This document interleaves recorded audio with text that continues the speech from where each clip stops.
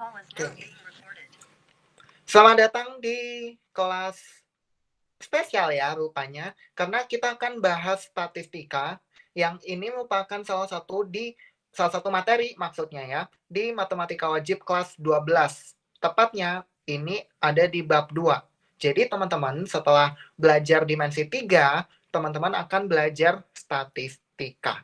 Untuk kali ini aku akan bahas dasar-dasarnya dulu hingga penyajian data. Untuk ukuran pemusatan dan penyebaran akan aku bahas pada bagian 2. Kemungkinan aku akan bahas itu bulan depan ya, bulan Juli.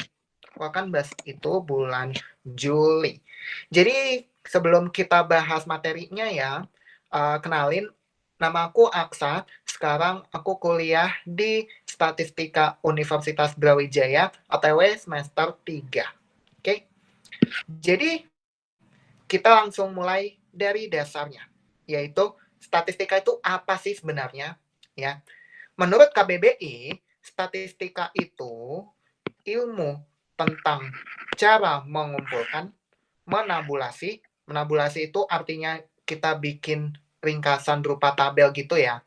Atau bisa juga kita bikin rangkuman atau ringkasan itu dengan bentuk lain. Selain tabel itu juga bisa menggolong-golongkan, berarti kita mengelompokkan data, ya, menganalisis, dan mencari keterangan yang berarti dari data yang berupa angka. Kuncinya di sini adalah data yang berupa angka. Dan statistika yang bakal teman-teman pelajari di kelas 12 itu memang fokusnya pada data yang berupa angka, ya. Untuk data yang bukan berupa angka itu bakal dibahas di tingkat yang lebih tinggi alias di perkuliahan. Itu bakal dibahas lebih lanjut. Jadi, berdasarkan definisi dari KBBI ini, teman-teman ya, statistika itu berkaitan erat dengan interpretasi.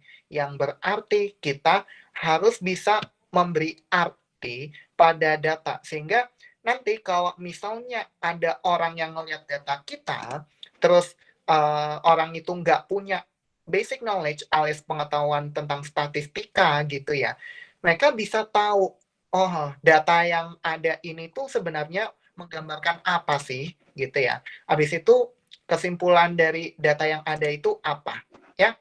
Jadi seperti itu teman-teman ya.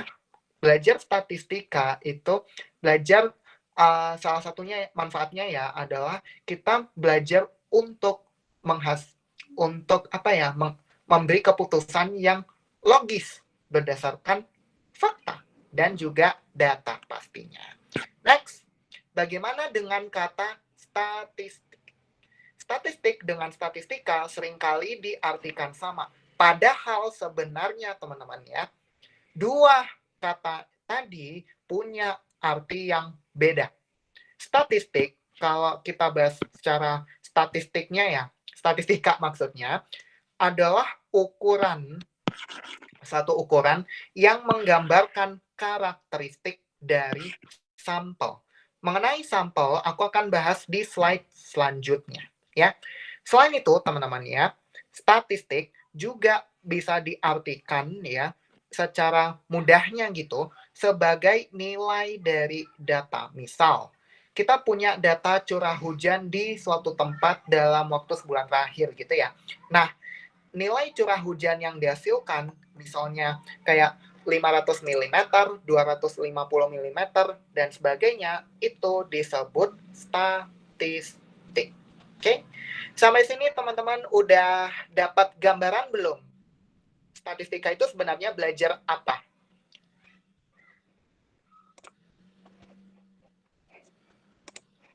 Ini udah. Oke. Di slide ini ada kata sampel. Sampel itu adalah ini. Jadi gampangnya teman-teman ya, populasi itu adalah seluruh objek yang mungkin terpilih dan dari situ kita ingin tahu besaran karakteristiknya. Yang dimaksud dengan besaran karakteristik di sini, dia bisa berupa rata-rata, jangkauan misalnya ya, atau modus gitu ya, dan sebagainya. Oke, ini yang dimaksud dengan besaran karakteristik. Populasi di sini ya sebenarnya bisa juga diartikan kalau misalnya kita pakai definisi di bidang ekologi, yaitu populasi merupakan kumpulan individu yang memiliki sifat yang sama, ya, gitu. Bagaimana dengan sampel atau istilah dalam bahasa Indonesianya itu contoh. Sampel itu sebagian objek dari populasi, berarti sampel kita ambil dari populasi, ya, yang punya karakteristik atau sifat yang sama dengan sifat populasi. Kenapa bisa begitu? Karena di poin ketiga ini teman-teman ya, sampel atau contoh adalah himpunan bagian dari populasi. Kalau kita gambarkan dalam diagram Venn ya, maka lingkaran yang luar ini nanti menggambarkan populasi. Sementara lingkaran yang di dalam ini menggambarkan sampel, ya. Jadi dari diagram Venn yang kelihatannya mirip donat ini ya, akan tampak jelas bahwa sampel itu himpunan bagian dari populasi. Soal lebih lanjut mengenai sampel dan populasi, misalnya bagaimana teknik pengambilannya, ya, itu bakal dipelajari di kuliah. Gitu. Oke, sampai sini ada pertanyaan teman-teman? Kalau misalnya sungkan ngomong langsung ya, sungkan buat on mic, via kolom chat juga nggak apa-apa. Ya. Ada pertanyaan mungkin? Sebelum kita akan lanjut ke bagian kedua dari pembahasan malam ini, yaitu penyajian data. Oke. Ada pertanyaan di sini?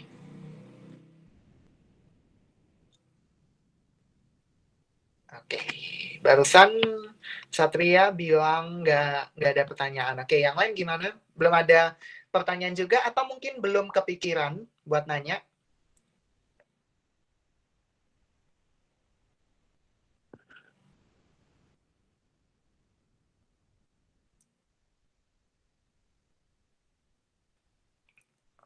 Oke, oke.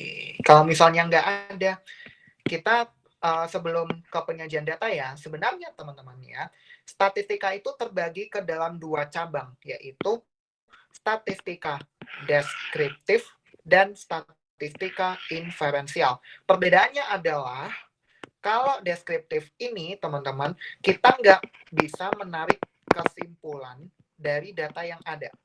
Kita nggak bisa narik kesimpulan, ya. Ini kalau deskriptif. Tapi kalau inferensial ini teman-teman, dia gampangnya adalah kita bisa tarik kesimpulan dari sampel, ya, kesimpulan dari sampel yang kita teliti gitu ya, untuk menggambarkan populasi, ya, untuk menggambarkan populasi. Oke, dengan demikian teman-teman ya, teknik yang kita gunakan dalam statistika deskriptif dan statistika inferensial juga punya perbedaan. Walaupun ya, mereka berdua ini punya beberapa persamaan, terutama dalam teknik pengolahan datanya, ya. Statistika inferensial ini teman-teman berkaitan erat dengan hipotesis. Hipotesis yang artinya adalah asumsi atau dugaan sementara, ya. Kalau statistika deskriptif ini teman-teman, kita tidak mengenal kata hipotesis, ya. Artinya apa? Statistika deskriptif itu cuma bekerja dengan cara mengolah data sampai jadi nanti mulai dari ngambil sumber data terus habis itu kita kumpulkan ya karakteristiknya yang berupa statistik tadi alias nilai-nilainya gitu.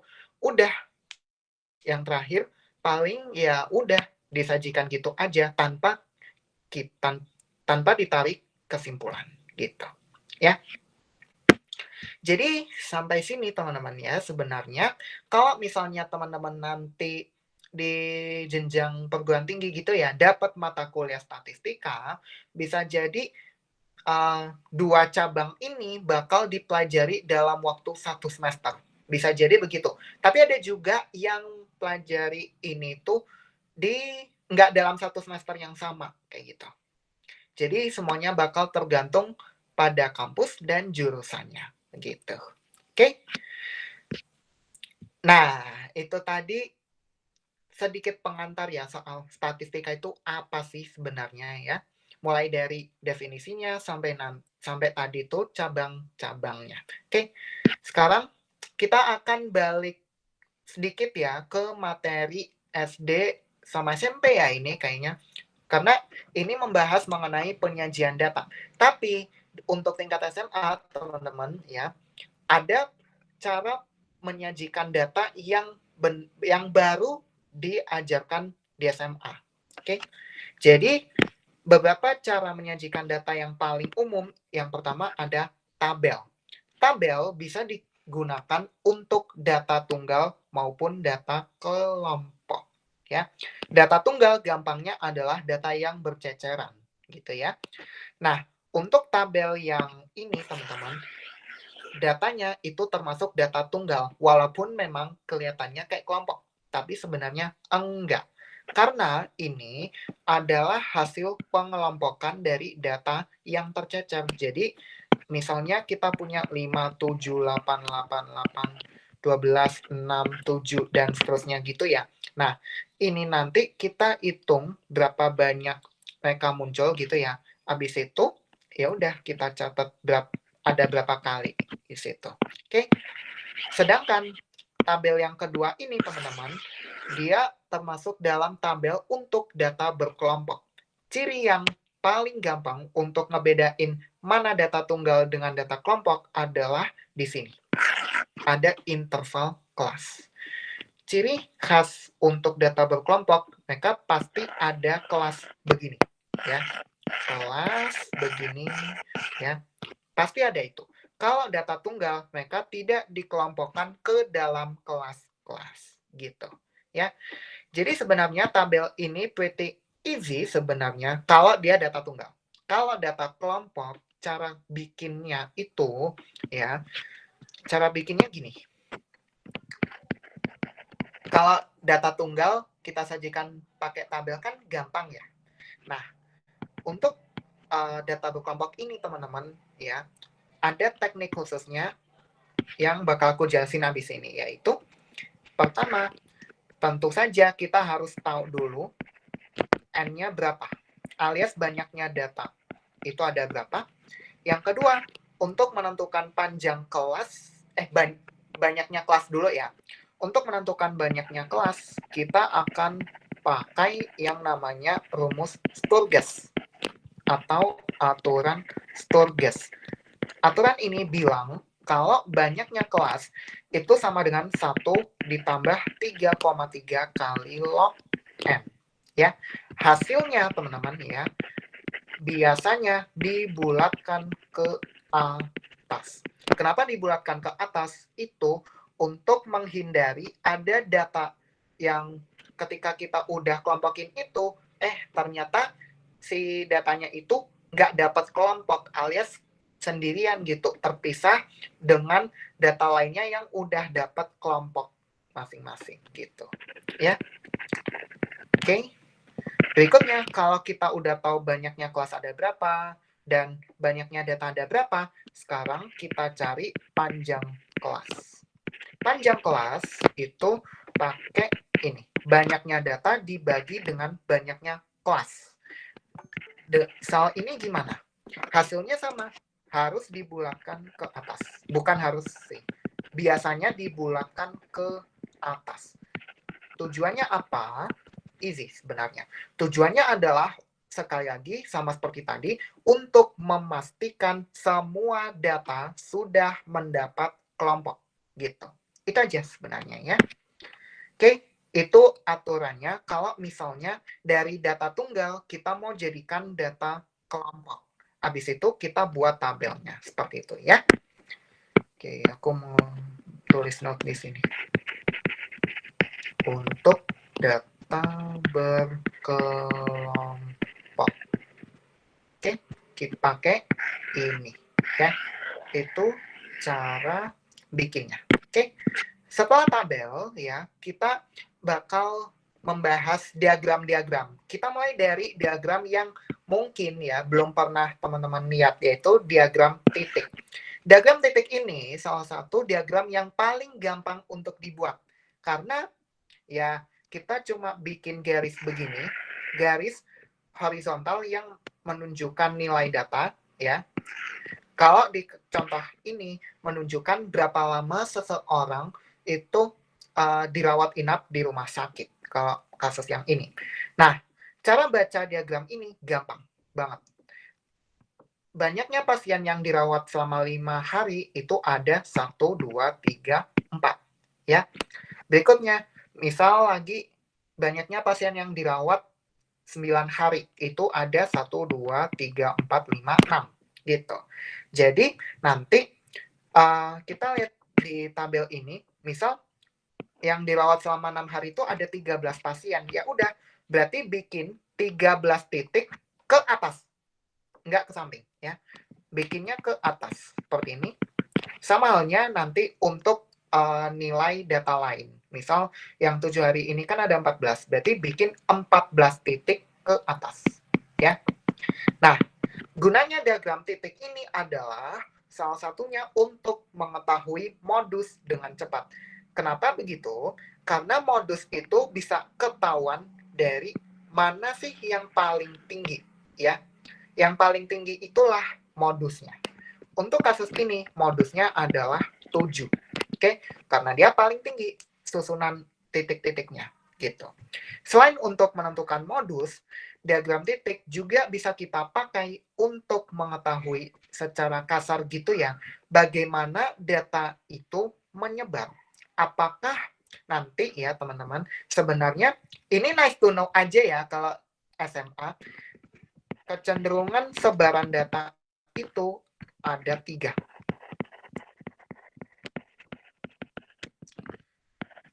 Kecenderungannya ada 3. Yang pertama kita sebut sebagai menceng ke kiri. Menceng ke kiri nanti kurvanya seperti ini. Seperti ini. Ini menceng ke kiri. Kalau menceng ke kiri berarti sebagian besar data yang kita punya itu terpusat di sebelah kanan. Ya. Yang kedua adalah menceng ke kanan. Oke. Alias ekornya itu di sebelah kanan ya. Kalau yang nomor 2 ilustrasinya begini ya. Nah, yang terakhir itu adalah sebaran yang simetris atau setangkup ya.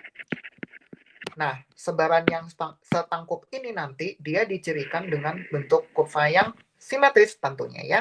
Dan dia ini kayak gunung gitulah, atau kalau enggak lembah ya.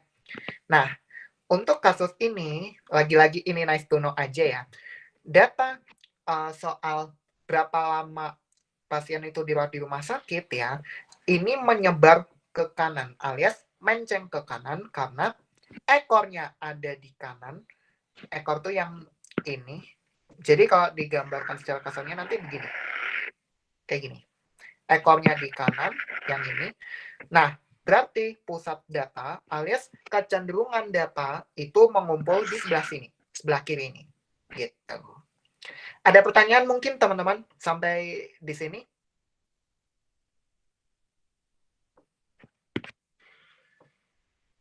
Ada pertanyaan kah? Atau kita lanjut dulu, teman-teman? Lanjut dulu.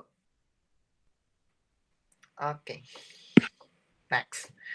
Berikutnya, teman-teman, adalah diagram batang yang udah pernah kalian jumpai ketika SD maupun SMP ya. Nah, diagram batang ini cocok atau sesuai untuk dipakai kalau kita mau melukiskan data yang berkaitan dengan tren. Misal, di contoh ini aku ngasih keuntungan perusahaan dalam juta rupiah ya selama kurun waktu Januari 2020 sampai Maret 2021.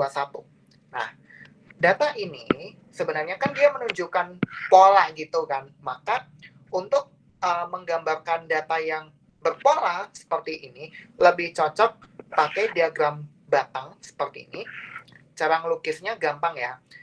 Nanti di sumbu horizontal atau sumbu X-nya itu bulan, itu periodenya di sini. Ini periode. Sumbu vertikalnya adalah keuntungannya kalau di sini, ya. Jadi gambar diagram batang sebenarnya gampang, ya. Jadi kita next ke sini. Diagram garis juga gampang buat digambar ya.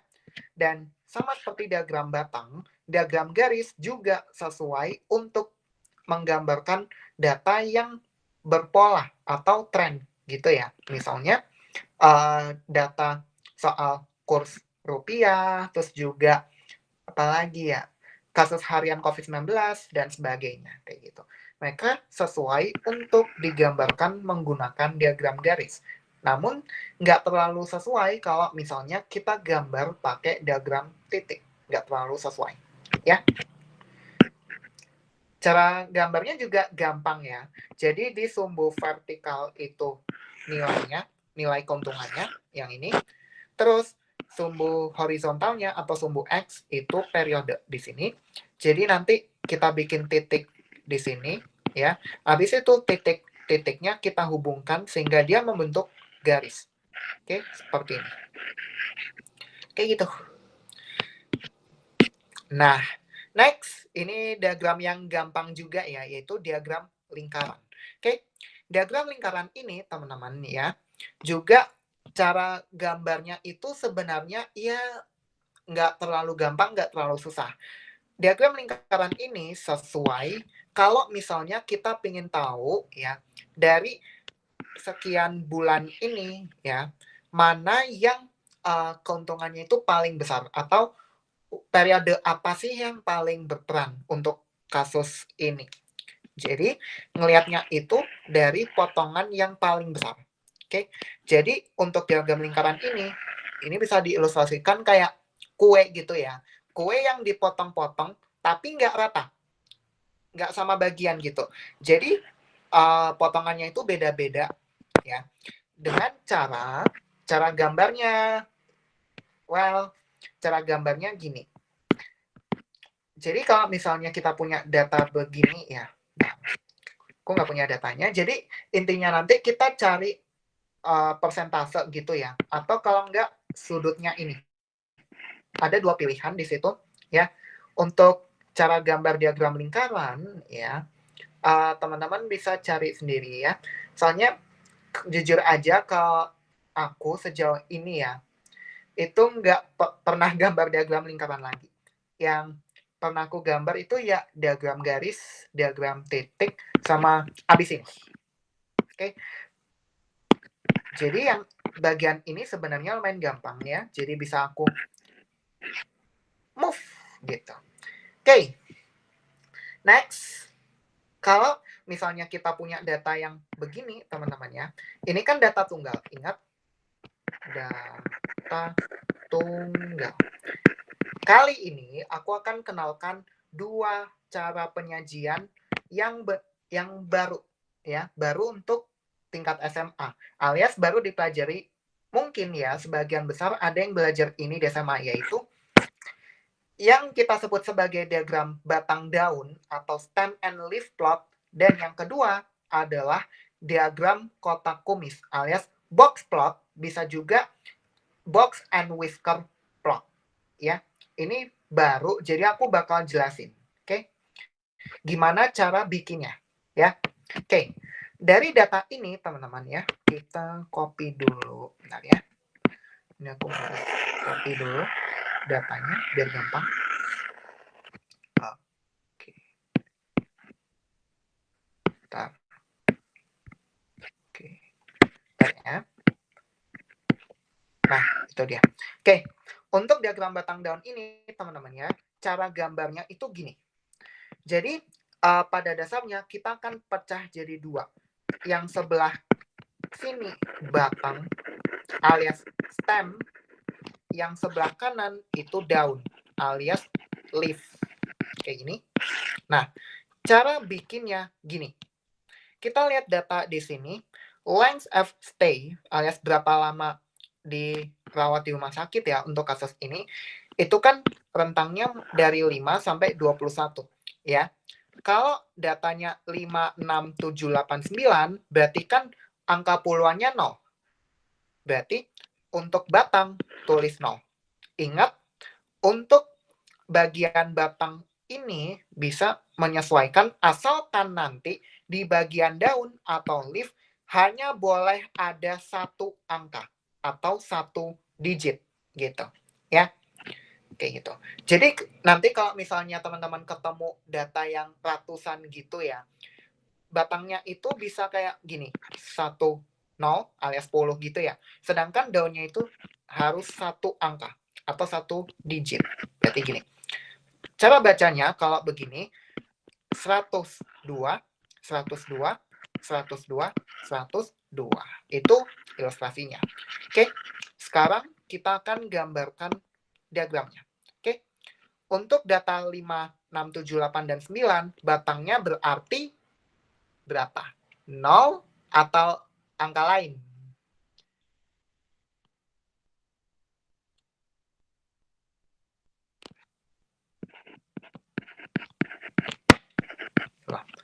Oke, batangnya 0 ya.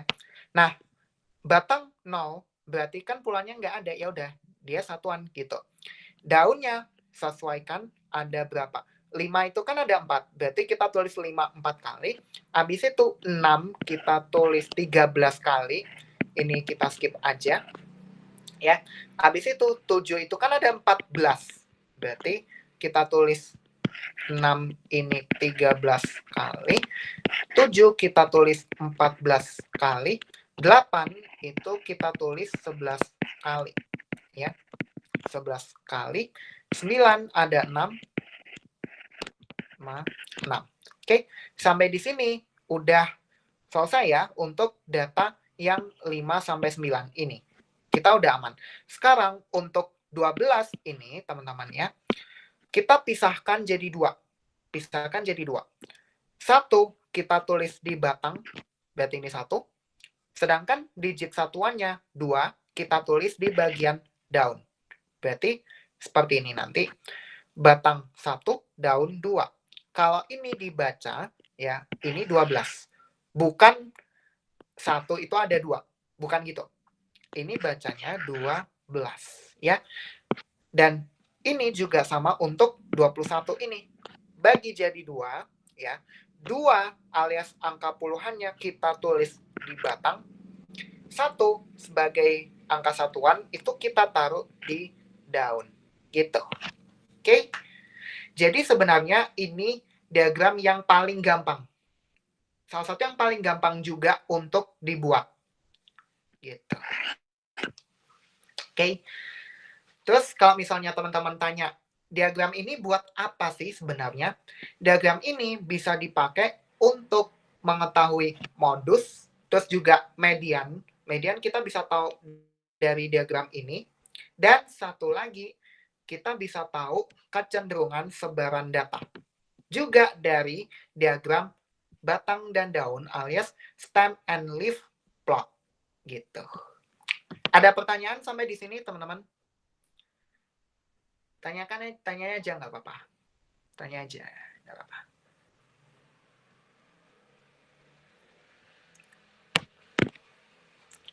Oke.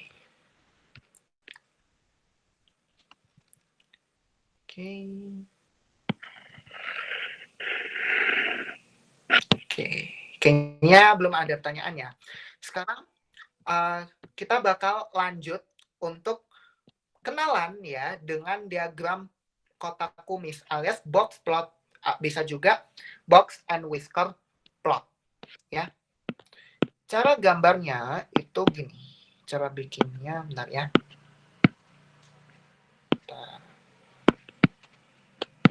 Nah, kita copy tabel yang tadi ya.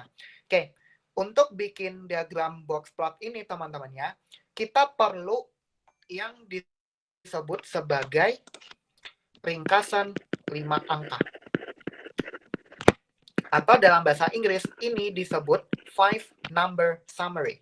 Ringkasan 5 angka terdiri dari minimum, kuartil 1, median atau kuartil 2, ya, kuartil 3, dan nilai maksimum. Kita perlu 5 nilai ini, barulah kita bisa bikin diagram box plotnya, ya. Jadi, untuk mulai, ya, kita akan mulai dari yang paling gampang, yaitu kita cari minimum dan maksimum, ya. Untuk minimumnya itu ya 5, ya. Habis itu maksimum 21. Oke. Untuk bagian kuartil ini sebenarnya aku bakal bahas lebih lanjut di part 2-nya, ya. Tapi untuk bikin box plot ini aku akan jelasin gimana cara kita bikin cara kita nyari kuartil 1, kuartil 2, dan kuartil 3, ya. Untuk data tunggal terutama. Oke. Untuk nyari kuartilnya ada di mana gitu ya. Yang harus kita tahu dulu ya teman-teman adalah letak datanya. Letak kuartilnya itu ada di data keberapa gitu. Jadi letak Q1 gitu ya. Untuk letak kuartil 1 ini teman-teman dia ada di data ke 1/4 N plus 1. Dengan N di sini menyatakan banyaknya data.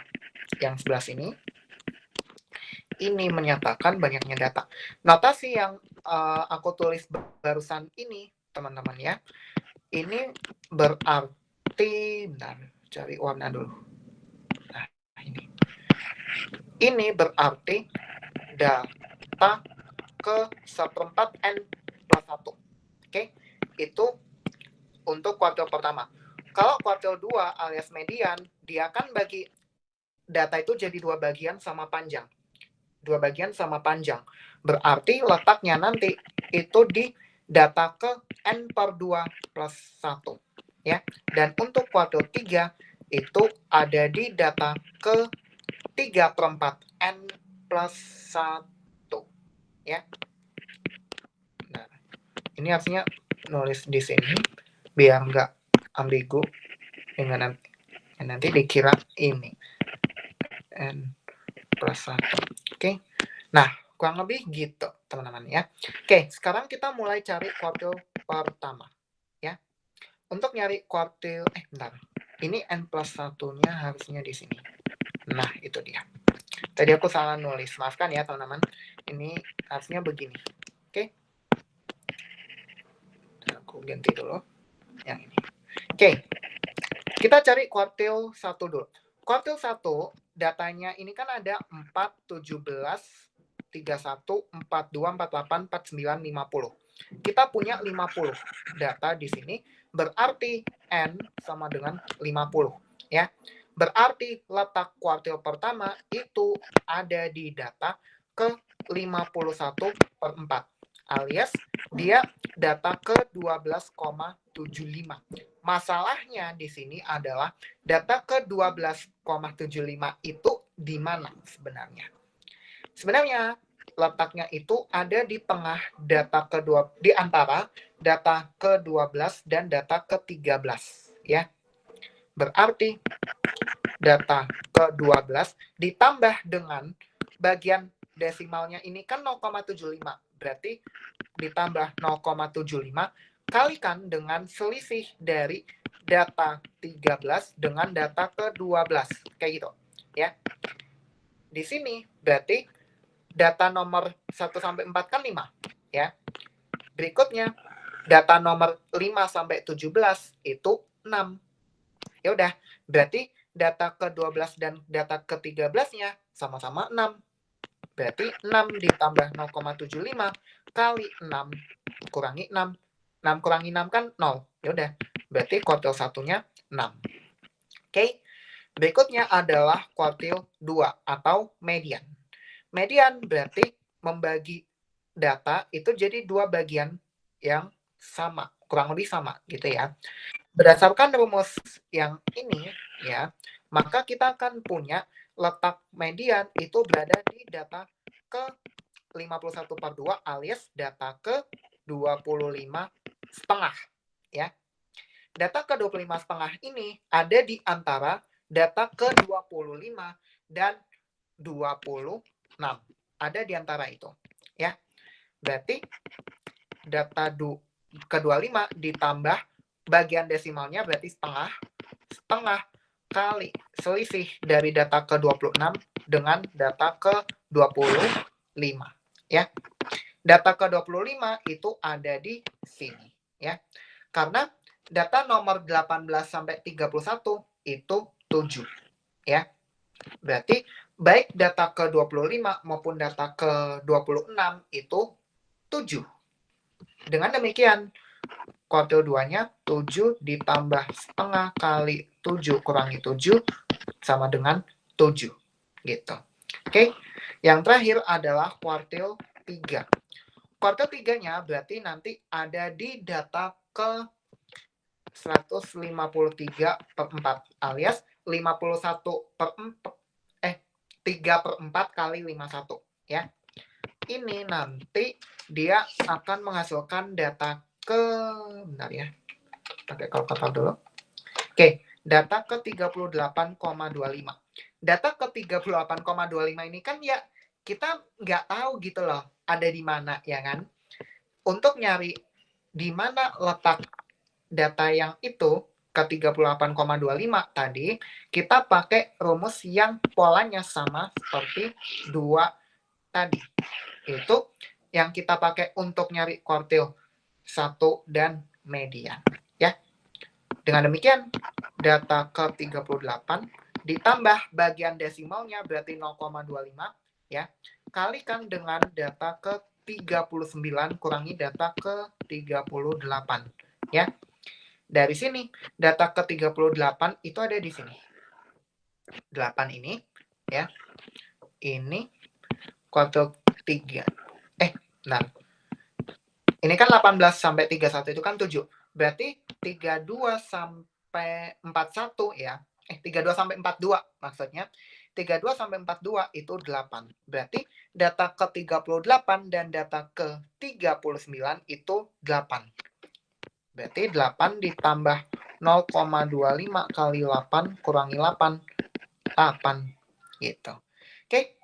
Karena kita udah punya nilai minimum, kuartil 1, kuartil 2 atau median, kuartil 3, dan nilai maksimum, kita bisa bikin diagramnya.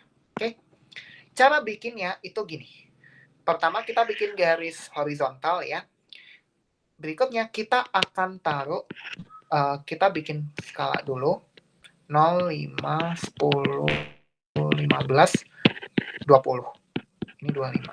Oke. Kita taruh minimum di sini. Oke. Kuartil 1 itu kan 6. Berarti kurang lebih di sini. Oke. Kita bikin titik di atas ini. Dan setelah itu kita hubungkan kedua titik ini. Ini kita hubungkan sehingga diperoleh garis seperti ini. Nah, bagian garisnya ini disebut kumis. Jadi anggap aja kayak kucing gitu. Kucing kan punya kumis gini kan. Kumis, terus abis itu ada hidung gitu. Jadi kurang lebih kayak gitu. Oke. Berikutnya adalah kita letakkan kuartil 2 dan 3-nya. Ya. Kita letakkan kuartil 2 dan kuartil 2-nya aja sih sebenarnya 7. Berarti kan di sini. Nah, dari 6 ke 7 ini jangan ditarik garis. Jangan ditarik garis yang garis begini. Enggak. Bukan begitu. Caranya adalah kita bikin kotak di sini. Nah, set gini. Habis itu kita taruh 8 ya. Itu di sini kita bikin titik di atas 8 ini. Nah, habis itu ini kan median yang sebelah sini 7. Median dengan kuartil 3. Set. Kita bikin kotak di sini. Oke. Kotak. Habis itu dari kuartil 3 ke nilai maksimumnya itu kita tarik garis horizontal lagi ya. Jadinya nanti begini. Nah, itu dia. Oke. Jadi nanti diagram kotak garisnya alias box plotnya itu nanti begini. Oke. Dari box plot yang barusan aku buat ini ada 2 ekor, yaitu ekor kiri sama kanan. Nah, gunanya box plot ini buat apa sebenarnya? Salah satunya adalah untuk mendeteksi median. Kita bisa tahu median, terus juga nilai minimum, kuartil 1, kuartil 3, dan nilai maksimum, juga untuk tahu bentuk sebaran data.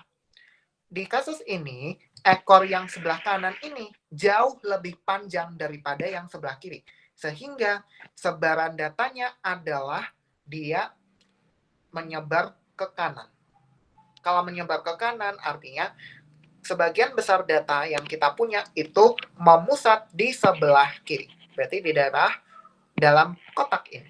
Begitu sebenarnya. Ya. Lebih lanjut soal box plot termasuk nanti apakah dia bisa untuk mendeteksi pencilan ya. Itu nanti di perkuliahan ya. Dan itu juga salah satu gunanya box plot, yaitu untuk mendeteksi ada nggak sih data yang kayaknya berpotensi menjadi pencilan atau bahasa Inggrisnya outlier. Jadi outlier itu adalah outlier gampangnya adalah data yang berada jauh dari kelompoknya alias jauh dari teman-temannya gitu ya, jauh dari teman-temannya. Nah, gampangnya gitu ya, karena sebenarnya box plot itu kalau misalnya mau lebih lengkap dia ada yang namanya pagar dalam, pagar luar, tapi itu nggak kita bahas ya, kita bilang gampang yang dasarnya dulu ya. Oke, kayak gitu cara kita bikin box plot ya. Sampai sini ada pertanyaan kah sebelum kita lanjut ke bagian penyajian data untuk data yang berkelompok? Ada pertanyaan?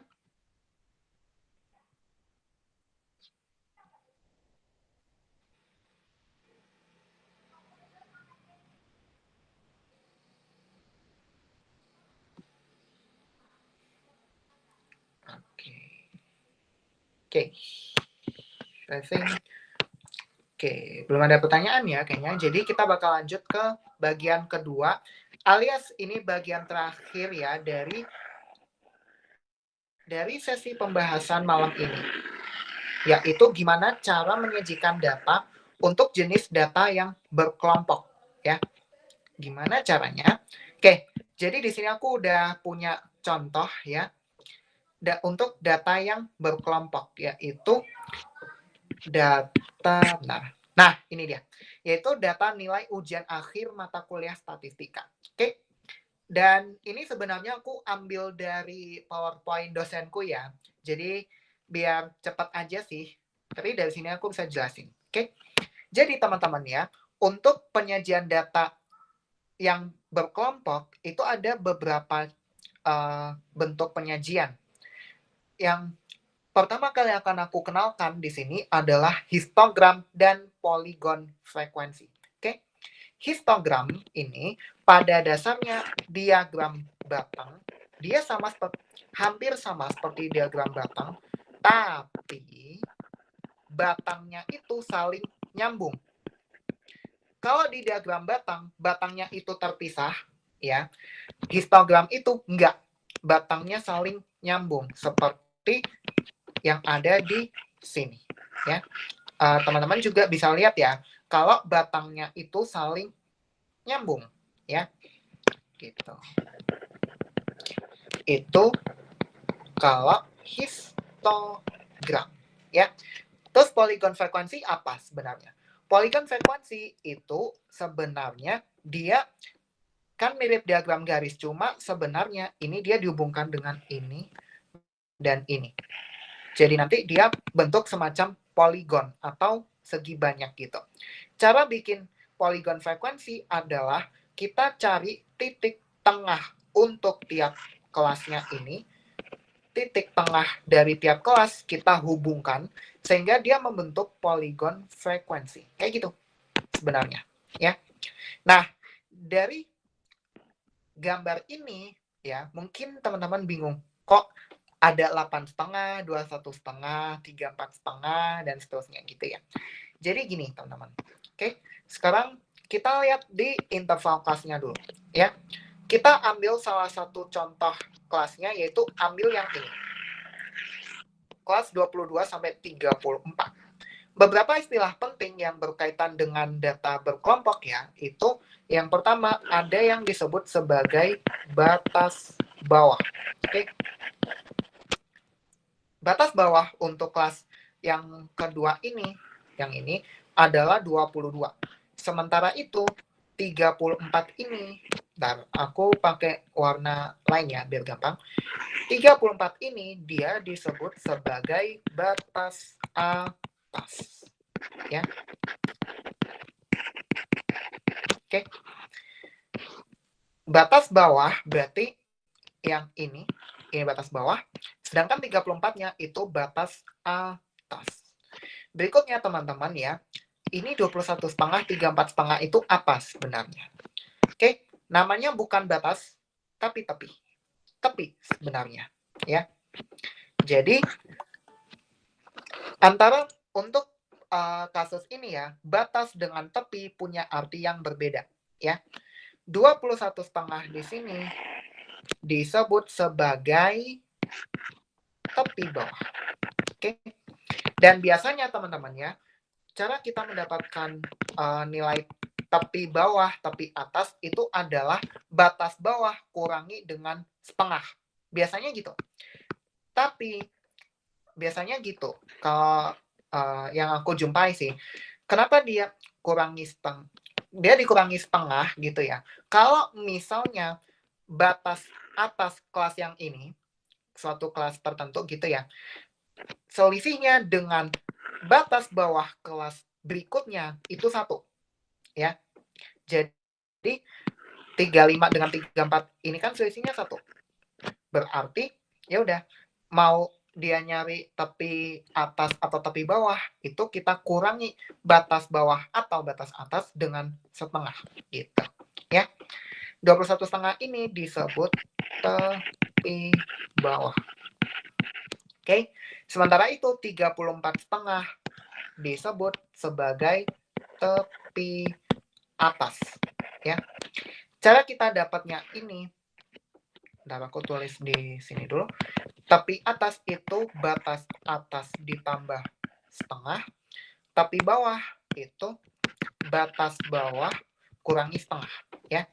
Kenapa kita harus tahu mana batas mana tepi? Karena di bagian 2 aku akan jelaskan bagaimana cara menghitung ukuran pemusatan dan juga penyebarannya, ya. Jadi bagian ini penting banget ya.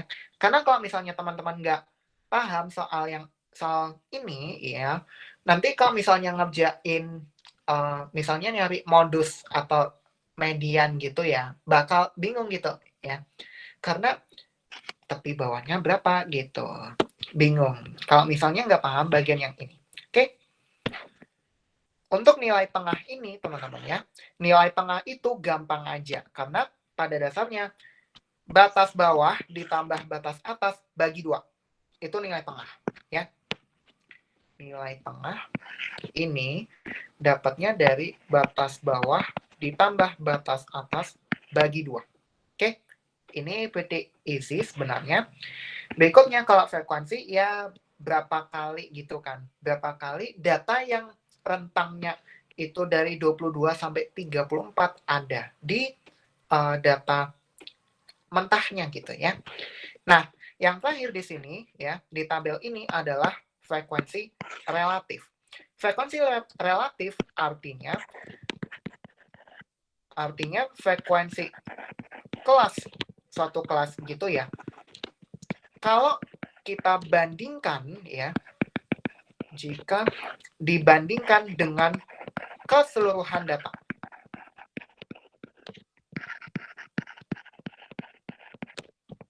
Frekuensi suatu kelas jika dibandingkan dengan keseluruhan data. Cara nyari frekuensi relatif ini, teman-teman, adalah frekuensi di kelas tertentu, misal kita ambil contoh kelas kedua, yaitu 22-34, frekuensinya kan ada 4. Kita bagi dengan frekuensi totalnya, 60. Ya. Berarti 4/60 kali 100%. Itu cara cari frekuensi relatif. Oke? Kayak gitu. Jadi, frekuensi relatif, frekuensi, taruh tulis di sini dulu, frekuensi kelas tertentu dibagi N kali 100%. Oke, itu cara cari frekuensi relatif. Ya. Nah, sekarang kita ke histogramnya ya. Oke, di histogram ini teman-teman sebenarnya ada 2 versi. Ada yang nuliskan tepinya, ini tepi. Ada juga yang nulis batas. Jadi, kalau misalnya teman-teman nemu histogram yang nulisnya itu batas kayak gini ya, contohnya, jangan bingung, jangan panik. Ya, karena bedainnya gampang. Kalau dia ada desimalnya begini, 0,5 kayak gini, berarti dia tepi kelas. Ya, kalau misalnya nggak ada bagian yang desimal begini alias angkanya bulat, berarti dia pakai batas kelasnya, ya, gitu. Oke, untuk histogram yang ini dia menunjukkan, dia menuliskan tepinya, ya, tepi kelasnya, kalau di sini, ya, tepi, ini tepi juga, oke, gitu. Jadi kalau misalnya sekali lagi ya, kalau teman-teman nemu yang kayak 8,5, 21,5, berarti ini tepi, ya. Kalau misalnya angka yang di sini bulat, ya udah, berarti itu batas kelas. Oke. Cara kita bikin histogram itu sebenarnya yang benar adalah kita hitung ininya, tinggi histogramnya, karena dia bergantung pada frekuensi sebenarnya. Makin banyak datanya, berarti batangnya ini makin tinggi. Batangnya tuh makin tinggi. Ya. Jadi caranya itu kita bikin gini, bikin kotak begini atau balok lah, atau tiang gitu ya. Kita bikin tiang, ini frekuensi di sini. Frekuensi kelasnya berapa, ya. Kalau yang kelas pertama dia dari 9 sampai 22, 9 sampai 21, ya. 9 sampai 21 ini dia kan ada 3. Berarti 3 di sini, ini kan 3. Nah, di sini habis itu kita bikin tiangnya kayak gini. Bikin bagian tegaknya. Nah, satu lagi yang perlu diingat adalah histogram tadi kan batangnya harus saling nyambung, ya kan? Berarti untuk kelas berikutnya yang 22 sampai 34, yang ini harus kita sambungin dengan yang di sini. Oke, kalau ini 3, berarti frekuensi yang di kelas ini kan ada 4. 22 sampai 34 itu kan ada 4. Berarti fondasinya itu yang ini, cuma kita panjangin dikit gitu. Ini 4, ini 4. Kayak gitu. Jadi cara bikinnya bisa dibilang ya, hampir sama kayak diagram batang. Hanya saja batangnya harus saling nyambung, ya. Terus ada garis putus-putus di sini, berarti dia menunjukkan ya udah, setelah rentang ini tuh nggak ada data lagi gitu, ya. Setelah 99 tuh nggak ada data lagi, dan juga sebelum 9 itu nggak ada data apapun, ya. Makanya dia dibikin putus-putus gini, oke? Supaya nanti makin kelihatan aja sih bentuk poligonnya, gitu. Oke, itu soal histogram dan poligon frekuensi, ya. Sampai sini ada pertanyaan kah sebelum kita lanjut ke bagian terakhir, yaitu OGIF? Ada pertanyaan kah?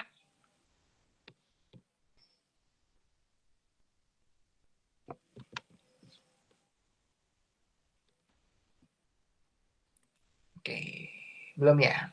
Oke, kalau misalnya belum ada pertanyaan nih ya teman-teman, kita akan lanjut ke bagian terakhir dari pembahasan malam ini, yaitu OGIF. OGIF itu sebenarnya adalah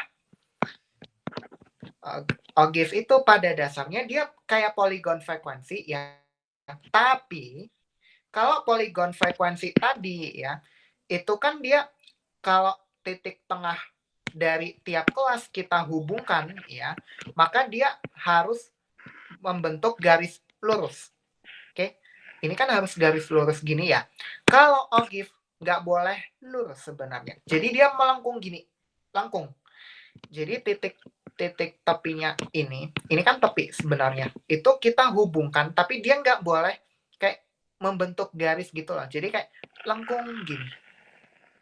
Nah, lengkung gitu.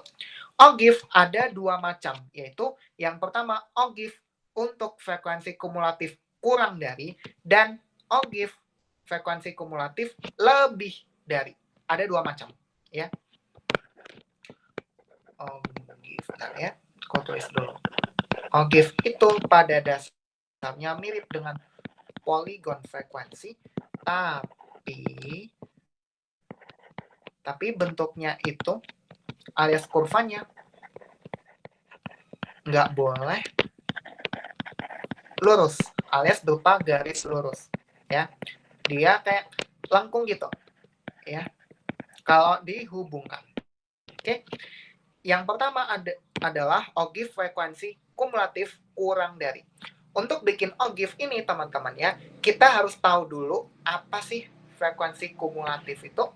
Jadi pada dasarnya teman-teman ya, frekuensi kumulatif menyatakan banyaknya data yang kita punya sampai di suatu kelas tertentu. Gampangnya gitu, ya. Jadi misalnya kita bahas dari sini. Untuk kelas 9 sampai 21, berarti kan batas kelasnya itu kita ambil ini tapi atas. Oke. Kalau dia kurang dari, ya, maka acuannya yang ini kan batasnya ya. Yang ini adalah tepi atas. Oke.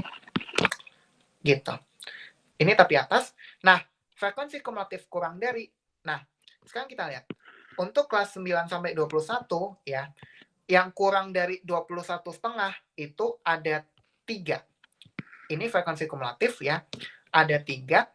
Nah, habis itu lanjut ke, bentar aku sekalian copy data yang tadi ya, biar kebayang. Oke. Kita bikin di sini.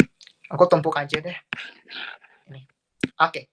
Sekarang kita lihat di sini ya. Untuk kelas kedua yaitu kelas 22 sampai 34, frekuensi kumulatif kurang darinya ada 7. Kenapa ada 7 di sini? 3 kita tambahkan dengan 4 ya. 4 ini adalah frekuensi kumulatif untuk kelas 22 sampai 34. Berarti frekuensi kumulatif sampai kelas yang ini, kelas kedua ini, itu sama dengan 3 tambah 4, 7. 7 tulis di sini, ya. Sama halnya nanti untuk kelas-kelas berikutnya, misal 35 sampai 47, itu frekuensi kumulatifnya ada 11, karena 3 ditambah 4 ditambah 4, ya. Berarti 11. Sama halnya dengan kelas-kelas lainnya ya. Mungkin teman-teman bisa coba juga ya untuk ini. Nanti hasilnya harusnya pasti sama dengan tabel yang ini ya, kayak gitu. Nah, kalau misalnya kita udah tahu frekuensi kumulatif yang kurang dari ya, maka kita bikin diagram seperti ini ya.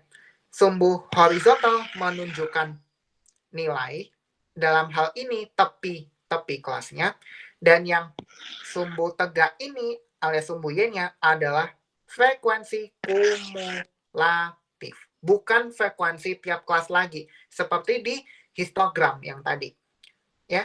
Kita udah pakai frekuensi kumulatif ya. Nah, yang kurang dari 8,5 itu kan nggak ada data yang kurang dari 8,5, berarti 0. Nolnya bikin di sini ya. Habis itu banyaknya data yang kurang dari 21,5 ada 3, ya. Berarti 3 di sini. Oke. 3. Yang kurang dari 34,5 ada 7. Yang kurang dari 47,5 ada 11. 60,5 ada 19. Kurang dari 73,5 ada 31. Kurang dari 86,5 ada 54, ya. Dan yang kurang dari 60 ada kurang dari 99,5 ada 60, dan yang kurang dari 86,5 itu ada 54. Kalau kita udah punya semua nilai frekuensi kumulatifnya yang kurang dari untuk ini, kita hubungkan tiap titiknya ini, kita hubungkan, tapi dia nggak boleh lurus, nggak boleh lurus. Nah, jadi kurang lebih nanti ogive-nya itu akan melengkung gini, melengkungnya kayak gini, kurang lebih. Nah, gampangnya adalah kalau dia kurang dari ogive-nya itu pasti kayak naik gitu, pasti kayak naik kurvanya, ya. Kalau dia kurang dari. Oke. Gimana kalau misalnya lebih dari? Nah, kalau lebih dari ini, dia bentuk kurvanya itu cenderung turun kayak gini. Kecenderungannya turun, ya. Oke. Gimana cara bikinnya? Sama sebenarnya dengan yang kurang dari tadi. Cuma bedanya kalau yang kurang dari itu kita lihat, kita baca tabelnya kan dari atas ke bawah. Yang ini beda. Kita bacanya dari bawah ke atas.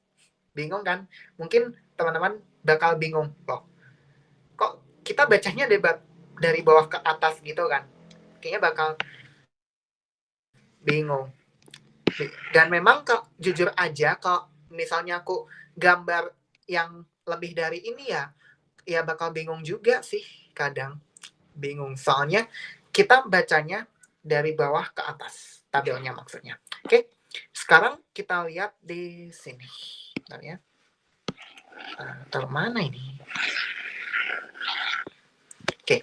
Sekarang taruh di sini dulu deh. Nah, sekarang kita lihat yang lebih dari 8,5.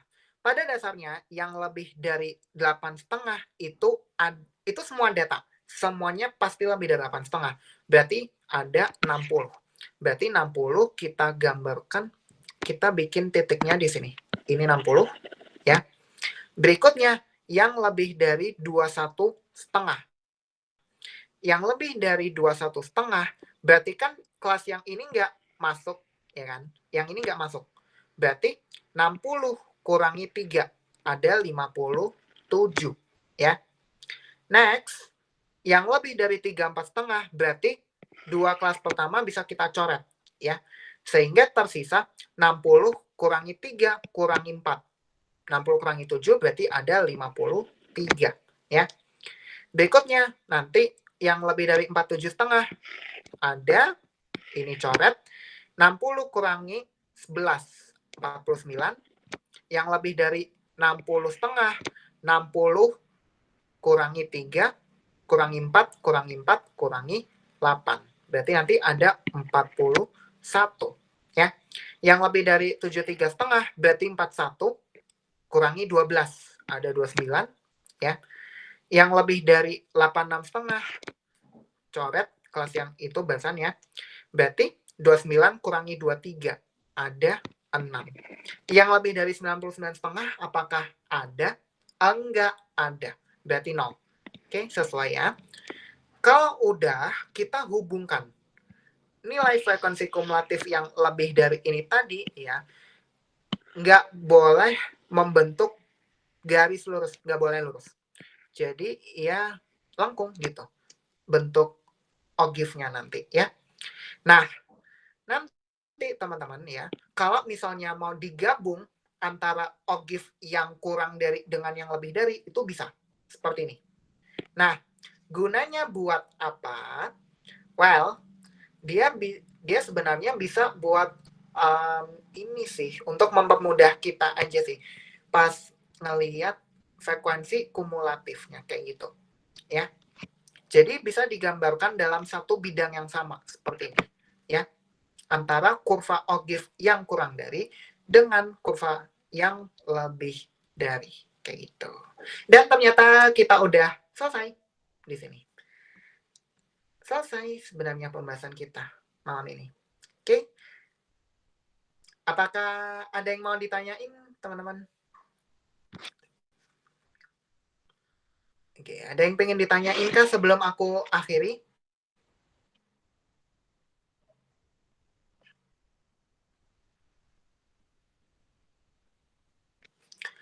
Kalau misalnya nggak ada pertanyaan ya, aku bakal, kalau yang titik berpotongan ada artinya nggak, Kak? Oke. Kalau titik yang berpotongan di ogifnya ini ya berarti. Ini sebenarnya bentar ya. Bentar ya.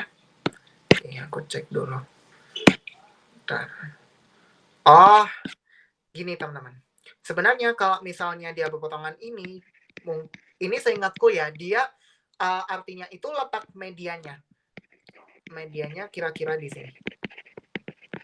Itu letak mediannya. Jadi dari ogif yang kita buat, kita bisa tahu median itu kira-kira di mana. Kira-kira ada di mana gitu. Kayak gitu sih sebenarnya. Kalau titik yang berpotongan di ogif itu artinya apa? Ya. Udah terjawab pertanyaannya?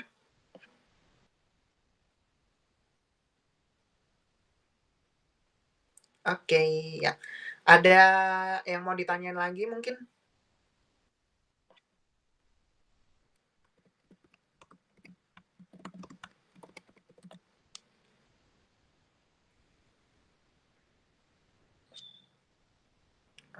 Oke. Yang menjong ke kiri atau ke kanan tadi dari yang ekornya gini. Berarti yang ini. Nah, ngelihatnya itu dari bagian ininya, ekornya. Kalau dia menyebar ke kiri, berarti ekornya ada di sebelah sini, alias dia menjulur ke kiri, ya. Kalau yang menjulur ke kanan, ya udah ekornya di kanan ini, gitu. Kalau dia setangkup, ekornya sama di sini. Kurang lebih sama, kayak gitu. Ntar, aku mau ganti yang gambar keduanya ini, biar lebih jelas. Dan juga nggak lebih. Nah, kayak gitu. Oke, udah terjawab kah yang ini? Diagram titik. Oke, untuk diagram titik yang ini dia menjulur ke kanan, tapi ada juga kasus yang kalau dia dibikin kurva begini ya, itu menjulurnya bisa kayak gini, atau bahkan ada yang hampir setangkup, itu ada. Jadi menyesuaikan dengan kondisinya. Nggak selalu kalau kita bikin diagram titik itu selalu menjulur ke kanan kayak gini, nggak. Dia menyesuaikan dengan data yang kita punya. Gitu. Terjawab? Udah terjawab? Oke, ya, sama. Oke, kalau misalnya nggak ada pertanyaan lagi ya, part satunya udah selesai ya. Part 2-nya part 2-nya Juli ya, Juli. Part 2-nya kita akan bahas ukuran pemusatan dan juga ukuran penyebaran. Baik itu untuk data tunggal maupun data kelompok. Oke. Jadi makasih buat teman-teman yang udah nyempetin datang ya, nyempetin buat join maksudnya. Semoga ilmunya bermanfaat ya, dan siapa tahu bakal membantu kalian nanti pas belajar statistika. Oh, satu pertanyaan terakhir ya kayaknya. Dari tiap diagram berarti bisa nentuin menceng atau menjulurnya ya Kak? Tinggal lihat dari datanya. Iya, bisa sih. Tapi ada beberapa diagram yang lebih preferable istilahnya untuk tahu kemenjulurannya, yaitu diagram titik, diagram batang daun alias stem and leaf plot, sama tadi box plot. Itu sih kalau untuk tahu sebarannya ya. Kayak gitu kurang lebih. Oke, ya sama. Oke, aku stop recordnya ya kalau gitu. Aku stop record. Oke.